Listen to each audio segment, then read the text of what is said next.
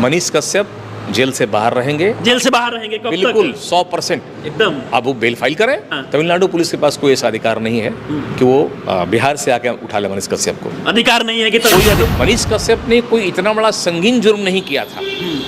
अगर वो राजनयिक जो हैं उनके खिलाफ नहीं बोले होते तो संभवतः ये केस होता ही नहीं। तमाम नेशनल चैनल को देखिए, क्या कोई नेशनल चैनल कभी सरकार के खिलाफ बोलती है?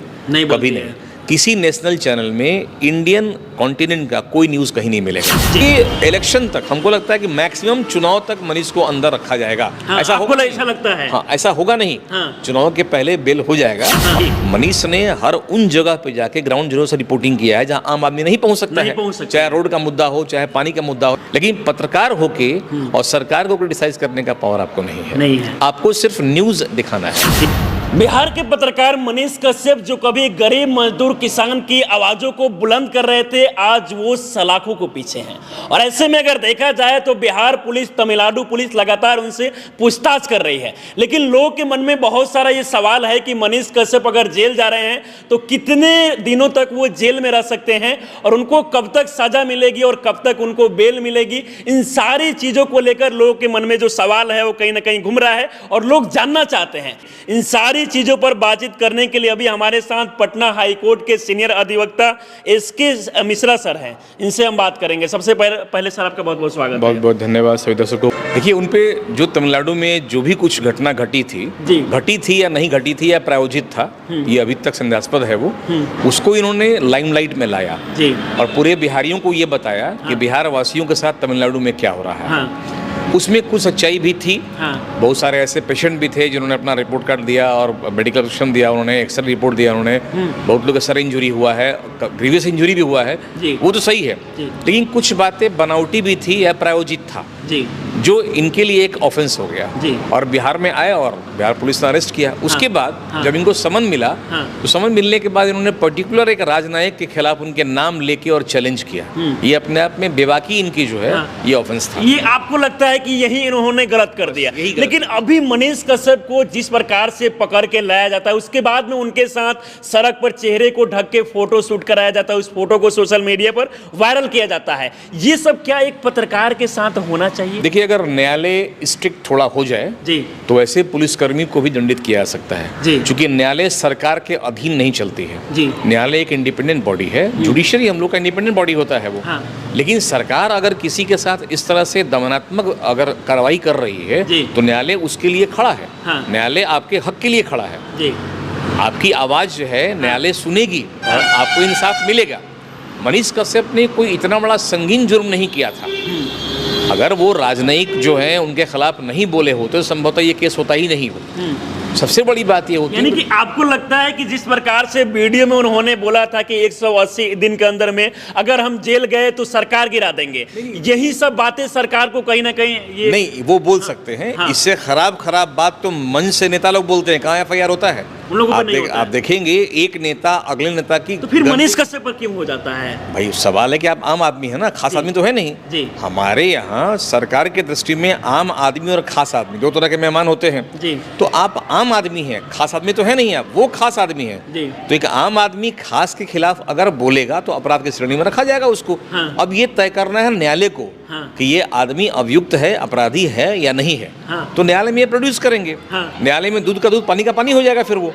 सबसे बड़ी बात यह है कि मनीष कश्यप के साथ पूरे बिहार का यूथ, बिहारी नहीं यूपी का, हरियाणा का यूथ जुड़ा हुआ है। और यही कारण है कि अभी अगर देखा जाए तो ट्विटर पर वो ट्रेंड कर रहे हैं और अभी हर जगह आई सपोर्ट मनीष कश्यप नाम से हैशटैग भी ट्रेंड हो रहा है। अच्छा, एक और सवाल जो है मन में है कि क्या बिहार पुलिस अभी मनीष कश्यप को जिस प्रकार से हिरासत में लिया है तो क्या तमिलनाडु पुलिस भी तमिलनाडु लेकर जाएगी उनको? नहीं, ऐसा नहीं है, तो प्रोटेक्शन देना होगा। फर्स्ट बात देखिए ये है कि भारत में हर आदमी को आर्टिकल 19(1) के तहत में यह अधिकार है कि फ्रीडम ऑफ स्पीच है, अपनी बातों को आप अभिव्यक्त कर सकते हैं, अपनी बातों को जनता तक पहुंचा सकते हैं।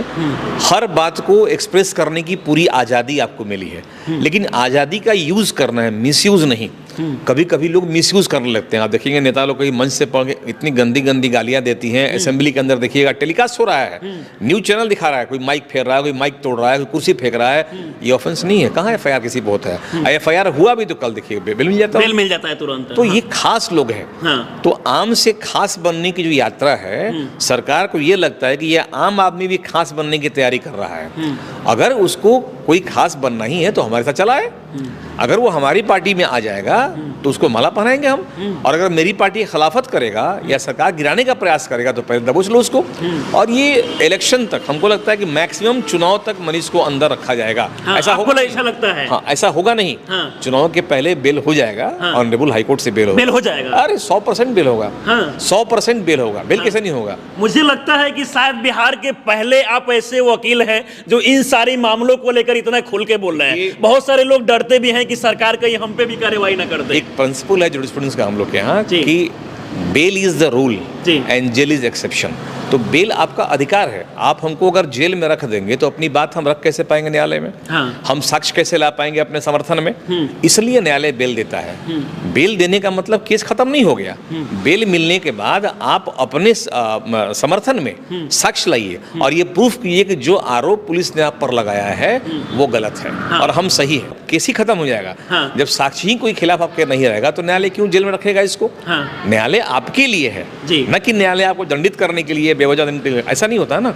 न्यायालय आपके पूरे हितों की रक्षा करने के लिए बनाया गया है, इसलिए आपके सम्मान करेगा। देखिए जो ये यूट्यूबर हैं इनके पास भी आर्टिकल 19(2) में पूरी आज़ादी इनको है कि ये उन चीज़ों को टेलीकास्ट ब्रॉडकास्ट कर सकते हैं जो जनहित में होना चाहिए। Tata press versus union of India 1985 का जजमेंट एक सुप्रीम कोर्ट का है, जहां ये बिल्कुल क्लियर किया गया है कि आप मीडिया को या इन चीज़ों को जो टेलीकास्ट करते हैं, जनता तक पहुंचाते हैं अपने संवाद को, आप उनको दमन नहीं कर सकते हैं, उनको बंद नहीं कर सकते हैं। क्योंकि यही वो चीज़ें सरकार और आम जनता के बीच माध्यम बन के खड़े होते हैं। मनीष ने हर उन जगह पे जाके ग्राउंड जीरो से रिपोर्टिंग किया है जहां आम आदमी नहीं पहुंच सकता है। चाहे रोड का मुद्दा हो, चाहे पानी का मुद्दा हो, या नल का मुद्दा हो, स्कूल का मुद्दा, यूनिवर्सिटी का मुद्दा हो। मैंने देखा है उसका वीडियो।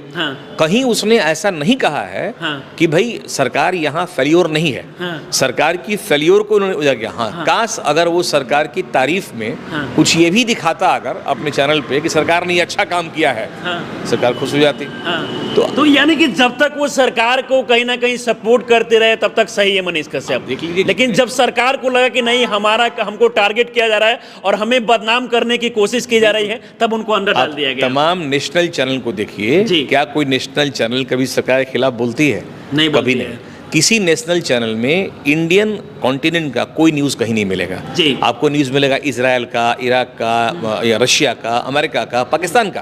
भारत के लिए कोई बात नहीं। भारत के केरला में क्या हुआ, तमिलनाडु में क्या हुआ, बिहार में क्या, यूपी में क्या हुआ, नहीं मिला। हाँ, अगर कहीं सरकार कुछ बढ़िया काम करती है या न्यूज़ चैनल को लगता है कि अच्छा, तो टेलीकास्ट होता है, दिन भर वही चलते रहेगा, सरकार ने किया, सरकार ने वो किया, सरकार ने ये किया। तो मीडिया तो ऑलरेडी समझती है, हम नहीं कहेंगे बिकी हुई है या किसी के वो है, लेकिन मीडिया सेंसर्ड होना चाहिए। क्या तमिलनाडु में मनीष कश्यप जाएंगे और तमिलनाडु के जेल में भी उनको रहना पड़ेगा? डिपेंड ये करता है कि अपराध किस श्रेणी का है। जो ऑफेंस एलिगेट किया गया है मनीष कश्यप पर, वो किस श्रेणी में रखा है। क्या इन्होंने कोई मर्डर किया है तमिलनाडु में, किसी को मारा है, कहीं कोई तोड़फोड़ किया है, कोई बम ब्लास्ट करवाया है, तो बेशक तमिलनाडु पुलिस प्रोटेक्शन लेगी, इनसे प्रोटेक्शन ले जाएगी इनको यहाँ से।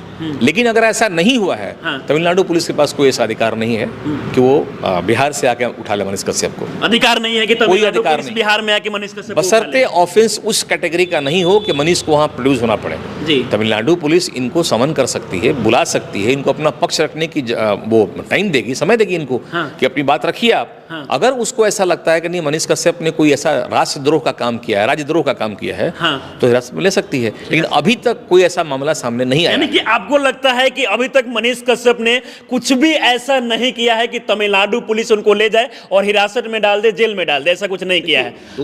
दो राज्यों के बीच जो तनाव फैलाने का आरोप इन पर लगाया गया है, मुझे नहीं लगता है कि जो आरोप इस पर लगाया गया वो गलत है। प्लेटफॉर्म का देखिए सीन वहाँ पर, वहाँ मजदूर लोग अपना बयान दे रहे हैं क्या क्या उनके साथ हुआ। कई ऐसे लोग जो लौट के बिहार आए हुए हैं, उनका मेडिकल रिपोर्ट सामने है, सिटी स्कैनिंग उनका सामने है, फ्रैक्चर हुआ वो सामने है, जहाँ उन्होंने कहा कि इन लोगों ने तमिलनाडु में इस जगह पे तिरुपुर में इन लोगों ने मुझे मारा, मेरे मालिक ने मुझे मारा, इन्होंने मारा, वो मारा। और सरेंडर करने से पहले मनीष कश्यप ने खुद वीडियो में बना के दिखाया है कि हमसे पहले इन सारे अखबारों में इस न्यूज को लेकर मतलब छपा हुआ था, जिसके बाद खुद बिहार के माननीय मुख्यमंत्री जी ट्वीट किए थे और उसके बाद कहीं ना कहीं पत्रकारों ने दिखाना शुरू किया। इंफॉर्मेशन टेक्नोलॉजी 67 में जी प्रोविजन बेल का है जी, और यही इन पे इम्पोज किया गया है। बाकी जो धाराएं हैं मैक्सिमम धाराएं अवेलेबल हैं वो। अच्छा, और available है। अगर नॉन अवेलेबल भी है तो आप ऑफेंस तो प्रूफ करेंगे, ऐसा कुछ नहीं है।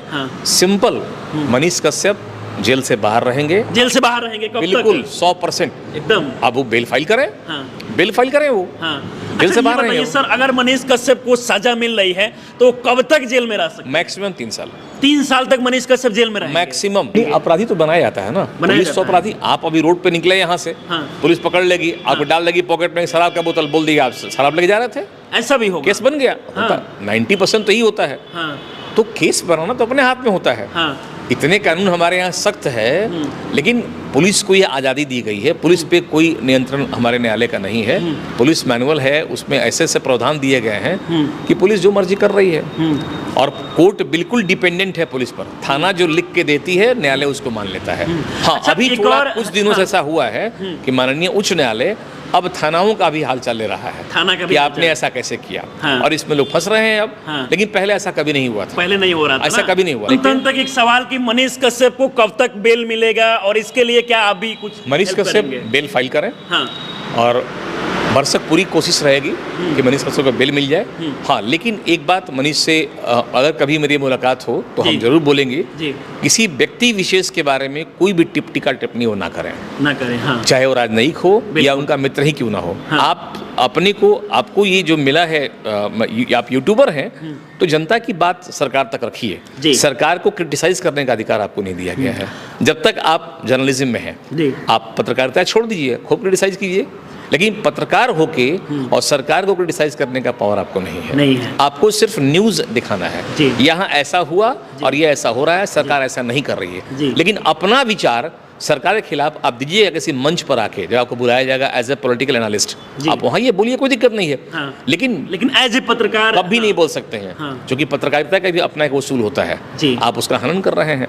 आप किसी कहीं मीटिंग चल रहा है कॉन्फिडेंशियल, वहाँ घुस जा रहे हैं आप किसी के चैम्बर में घुस जा रहे हैं बिना पूछे हुए, क्योंकि आप पत्रकार हैं। तो ये गलत बात। आप यूट्यूबर हैं, मास कम्युनिकेशन आपके पास है, आप यूट्यूबर हैं, तो अपने यूट्यूब वीडियो के टीआरपी बढ़ाने के लिए जो गंदा काम कर रहे हैं, इसको बंद करना होगा उनको। ये बंद, कुछ जगह हम उनके समर्थन में हैं तो बहुत जगह उनके विरुद्ध में भी खड़ा है।